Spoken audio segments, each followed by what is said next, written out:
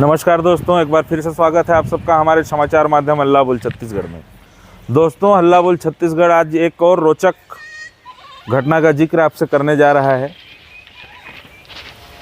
एक ज़माना था जब हमारे देश में जमींदारी ठाट चला करती थी। गांव में जमींदार होते थे जो पूरे गांव वालों पर, पूरे क्षेत्र वालों पर अपना राज चलाया करते थे, अपनी मनमानी किया करते थे। बस इसी प्रकार की एक घटना सामने आई है हमारे जसपुर जिले के विकासखंड मनोरा अंतर्गत ग्राम पंचायत सरईटोली के आश्रित ग्राम बलादरपाट से। एक व्यक्ति जो भूमिहीन है उसको प्रशासन के द्वारा, सरकार के द्वारा अटल आवास योजना का लाभ दिया जा रहा है। उसके नाम से घर पास होता है और गांव में ही खाली पड़ी एक शासकीय प्लाट पर वो अपना भवन का निर्माण कराना प्रारंभ करता है। घर लगभग आधा बनकर तैयार हो चुका होता है और कल की घटना है, 29 तारीख की घटना है कि वहीं के एक दबंग यादव अचानक आते हैं और वहाँ काम करने वाले मिस्त्री और वर्करों के साथ मारपीट करने लगते हैं। मारपीट भी इतना ज़्यादा करने लगते हैं कि फावड़ा उठा के उन पर हमला करने के लिए दौड़ते हैं। उस डर से मिस्त्री और लेबर वहाँ से भाग जाते हैं, काम उनका बंद हो जाता है। लेबर मिस्त्रियों के भागने के बाद वो स्वयं वहाँ पड़ा एक फावड़ा उठाते हैं और दीवार से लेकर जितने भी कॉलम वगैरह खड़े किए गए थे उस मकान के निर्माण में सबको अपने हाथों से ढहा देते हैं। उसके बाद मामला थाने तक आता है। सन्ना थाना के द्वारा मामले पर कार्रवाई प्रारंभ कर दी जाती है।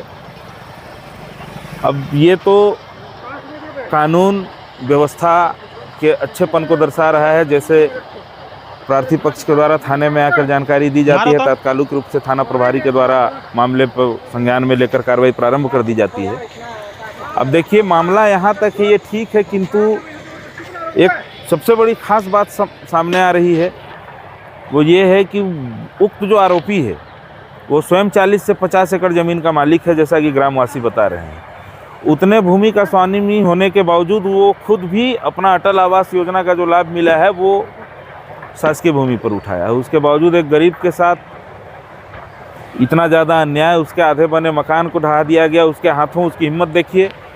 प्रशासन का कोई कर्मचारी नहीं वहाँ, उसने अपने हाथों से बने बनाए पूरे घर को उजाड़ दिया है। वीडियो क्लिप में आप देख सकते हैं मेरे बाजू की स्क्रीन पे जो चल रही है।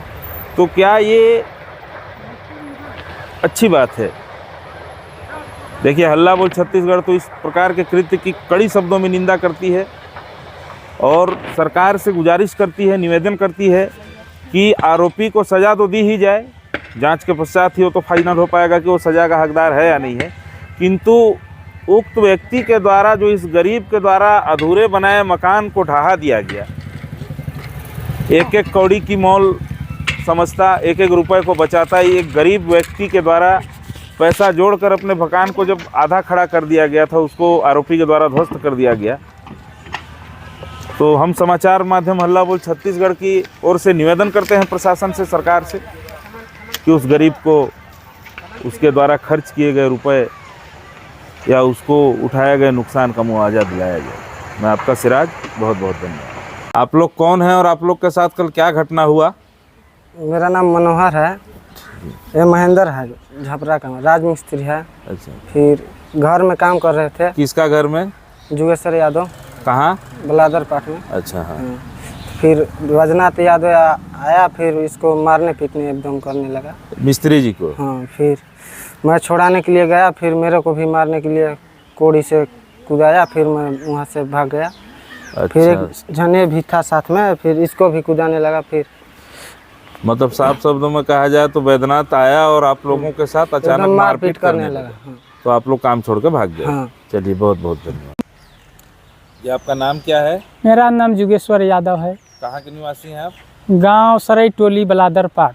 अच्छा, ग्राम पंचायत सरईटोली बलादरपाट के निवासी? जी, तहसील मनोरा तहसील के अंतर्गत। तो क्या घटना हुआ है आप लोगों के साथ, विस्तार में जानकारी दीजिए। मेरे साथ घटना कल 29 जनवरी को हुआ है। मैं प्रधानमंत्री आवास योजना के तहत मकान बनवा रहा था, जिसमें मकान बन रहा था। उस दरमियान 3 बजे के आसपास बैजनाथ यादव वहां पहुंचा और मिस्त्री और लेबर लोग वहां काम कर रहे थे। उसमें पहुंचा और मिस्त्री महेंद्र राम को वो मार दिया। मारने के बाद वह हथियार लेकर, कुदाई लेकर दौड़ाने लगा और वो भाग गया। अच्छा, बैजनाथ यादव के द्वारा मिस्त्री लेबर लोग के ऊपर हमला किया गया तो जी, लोग भाग गए। जी, और उसके बाद वहाँ पर रखा हुआ था लोहे का घाना, उसको लेकर मतलब घर बन रहा था, उस दीवार और जो मतलब कॉलम बन रहा था उसको मार करके सब कुछ ध्वस्त कर दिया गया। बैजनाथ यादव? जी, बैजनाथ यादव अपने हाथों से। तो उसके बाद आप लोग उस संबंध में थाना में जानकारी दिए? जी हाँ, रिपोर्ट थाना में दर्ज करवा दिए हैं।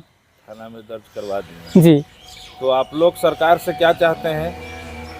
सरकार से हम यही न्याय चाहते हैं कि मैं तो गरीब आदमी हूँ सर, मेरे पास ज़मीन नहीं है, सरकारी ज़मीन पर मैं आवास बना रहा था और हम ये चाहते हैं कि उसका वो ज़िम्मेदार 50-60 एकड़ ज़मीन होते हुए भी शासकीय ही ज़मीन में अपना प्रधानमंत्री आवास बनाया है। ये गलत है, हमारे तरीके से हमको बनने नहीं दे रहा है।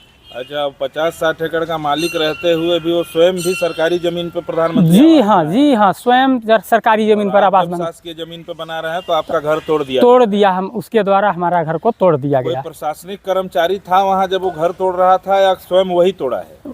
कोई प्रशासनिक कर्मचारी तो वहाँ पर मौजूद नहीं थे, वह स्वयं अपने हाथ से तोड़ा है। अपने हाथ से तोड़ा? जी। तो अभी यहाँ सन्ना थाना आने का क्या कारण है आप लोग का?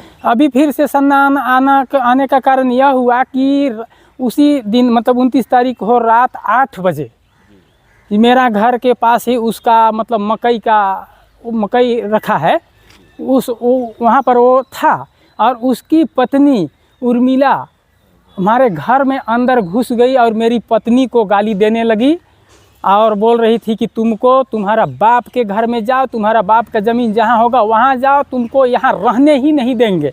और बैजनाथ यादव वहाँ से बोला कि तुमको 3 खड़ा कर देंगे, मेरी पत्नी सरिता यादव। उसी संबंध में मैं अभी थाना में रिपोर्ट दर्ज कराने जा रहा हूँ। तो आप लोग सरकार से सिर्फ यही मांग करते हैं कि आप लोग का साथ न्याय हो और जो नुकसान उसके द्वारा आप लोगों का कराया गया है जी, उसका भरपाई करवाया? जी सर। चलिए, बहुत बहुत धन्यवाद।